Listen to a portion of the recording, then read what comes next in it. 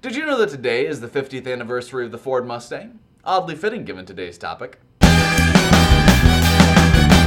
Alright, hello and welcome to this episode of Worth Watching Wednesdays. Now today we are having another one of those movie news only days.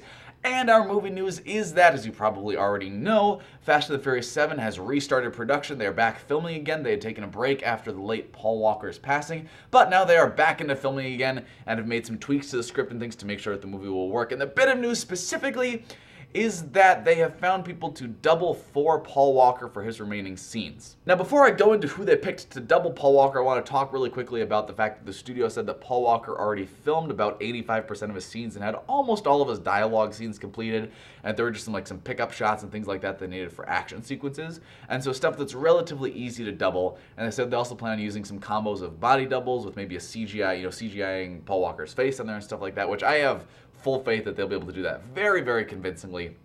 With where technology is right now, a lot of the times they'll already be, sort of photoshopping actors' faces onto their stunt doubles for stunts and things like that. So it's completely within the realm of possibility, especially if he's already covered most of his dialogue scenes. And I also know that they said that they will not be killing off his character, Brian O'Connor, but rather that Brian will be sort of leaving the gang and retiring, and that will happen in this film as a way to sort of explain why Paul Walker obviously won't be in any future Fast and Furious installments. And I completely think that that's the right idea to do. I think it would be very disrespectful to kill off his character after the actor actually died. And I think it makes sense also from just a character perspective because, as we saw in the last film, Brian O'Connor now has a family, and so it makes perfect sense as a character motivation for him to have sort of a reason to retire and sort of step out of the game. So I think that works perfectly, and I think they came to a really good sort of option of what to do. And the fact that they're keeping the majority of his scenes in there is also going to be really exciting.